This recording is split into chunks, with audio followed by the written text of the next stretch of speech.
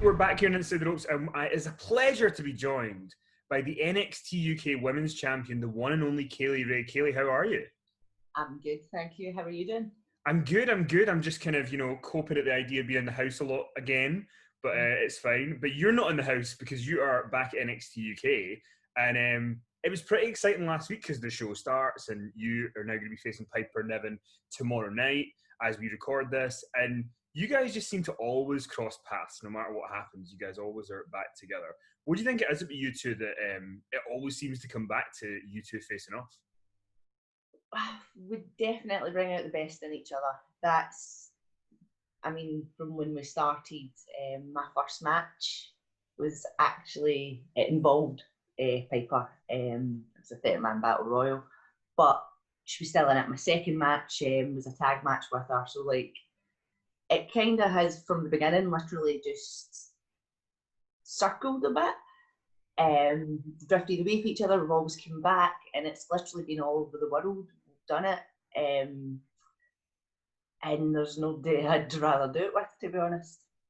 And I mean, you guys have had so many matches together, and it feels like every time you guys are in the ring together, talking to each other, there's always these references to the matches that you've had. Does that make it harder pressure-wise? Does that make it easier for you guys to face off, knowing the history that you have? I think we sometimes need to look at things in different ways. Like, we know each other, so it's not just like a normal opponent. You can't just go in there. You definitely look at it from a different perspective. For this match, this is the first time that a lot of people have actually had eyes on one of our singles matches. So as much as we have done before, there's a big audience that haven't seen all that. So that was different going into it, thinking about it in that way.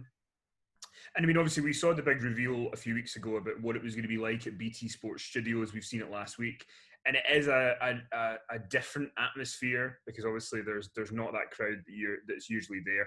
How have you guys adapted to that atmosphere of sort of performing without the crowd there?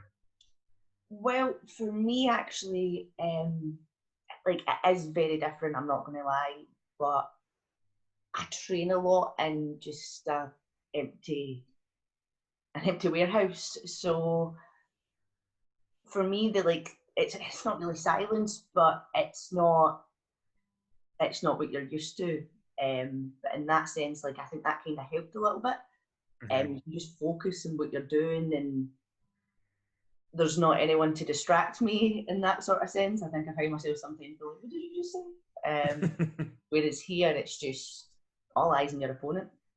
And I mean, with the lockdown situation that we all had, and I know you've still been training hard for your return, but everybody in lockdown's kind of been finding different wrestling to watch or find different stuff to check out. For me, it's been 1993 Superstars and the Joy of Giant Gonzalez. But has there been anything that you've checked out wrestling wise, or that's just kind of come on your radar while you've kind of had a little bit of downtime? Definitely old British wrestling. Gym Breaks is probably my new favourite right now. Love the dirtiness that he has while still being able to fall on his, don't know if I can say the next word, but definitely a lot of his matches and just everything about that time.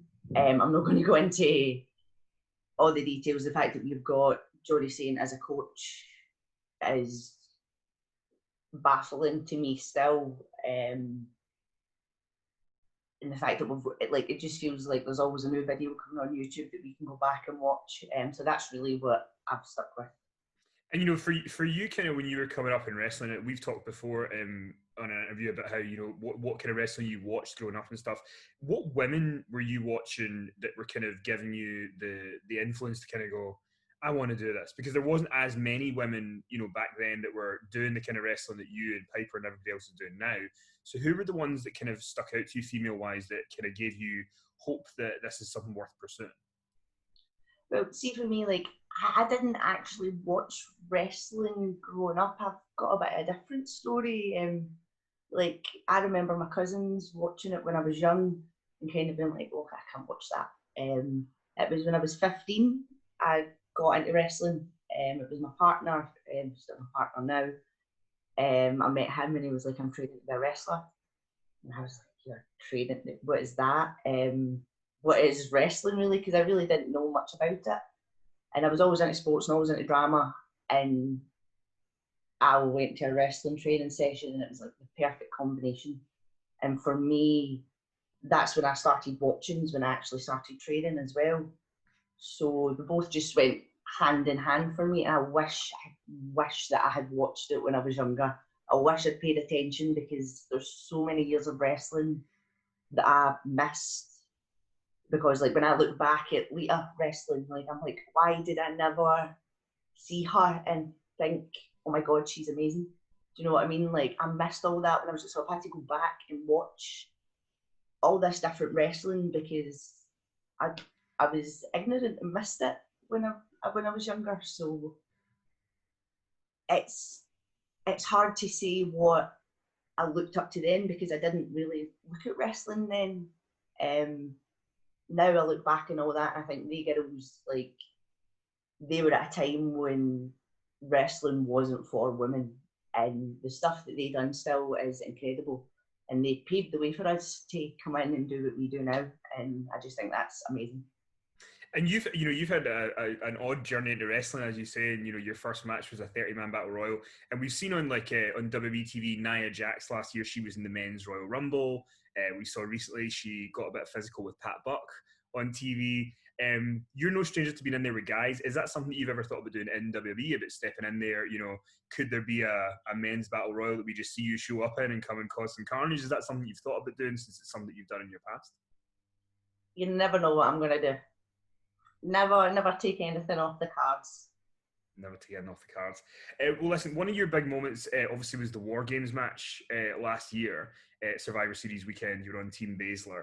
Now we're almost a year since then. Can you talk a little bit about some of your memories of that, about kind of the reaction of sort of when you were announced that you were going to be on the team that day, being in the match? What are the memories that stick out to you?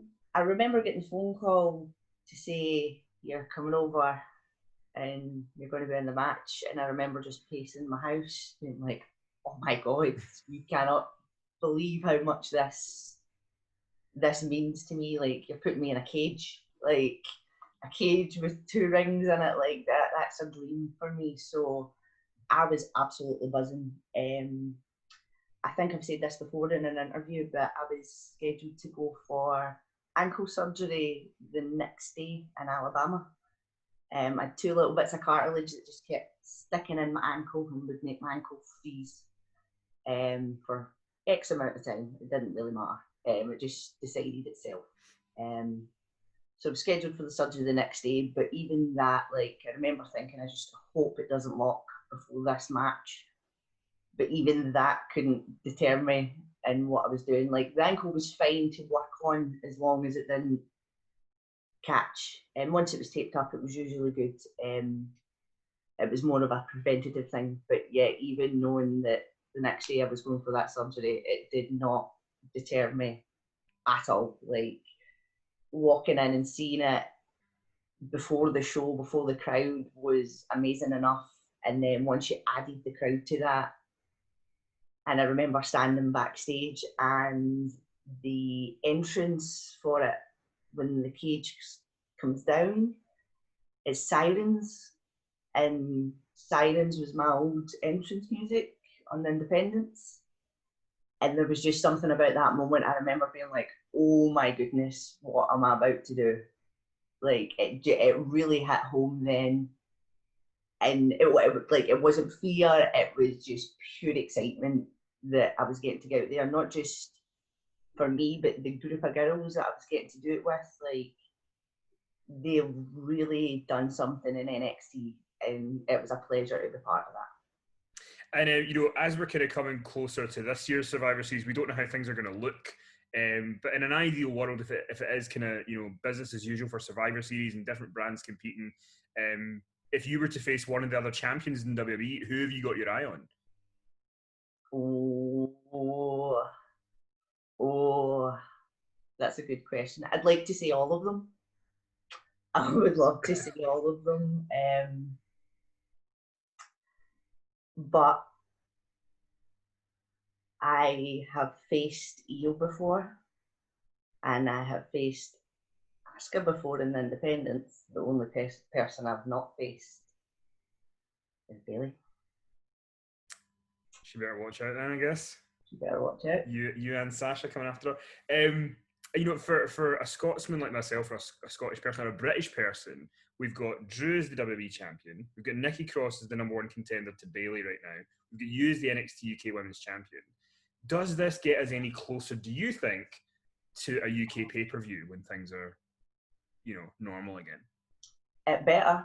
We have been saying this for probably years now, but there 100% has to be a UK pay-per-view. It has to happen soon, because we're taking over. It's, as you said, there's a number of us with titles now, and it has to happen. And I'm going to be biased and say in Scotland. So I would concur, funnily enough. I also want to ask you about Drew quickly, because Drew, being the WWE champion, being in this top program around Randy Orton, he was kind of dealt this heartbreaking hand because he won the Royal Rumble and then he's going to WrestleMania, and then WrestleMania is the PC, but he's just ran with it and really just been a sort of inspiration, is taking that ball. What has it been like for you to watch him? You've worked with him before and see him kind of go through this really strange journey.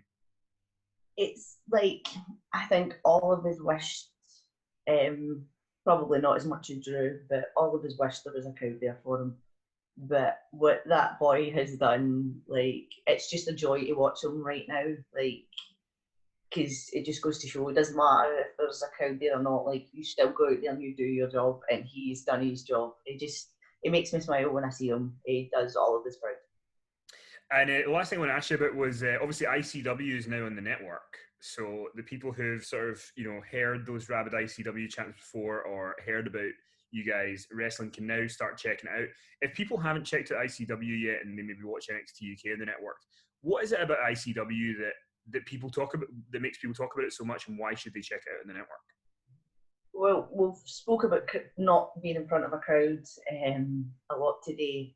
I've always said the ICW crowd's a special one. And I think the buzz from hearing that Glasgow crowd always helped the performers create something special. So it's home for me. So again, I'm a wee bit biased on this subject, but I would encourage anybody to go and check it out. Listen, Kaylee, I want to thank you so much for your time, and I wish you the best against Piper tomorrow night. Hopefully you can keep that NXT UK Women's Championship, and we'll send Bailey a tweet and just tell her to just kind of watch her back. Thank you. See you later. Thanks very much.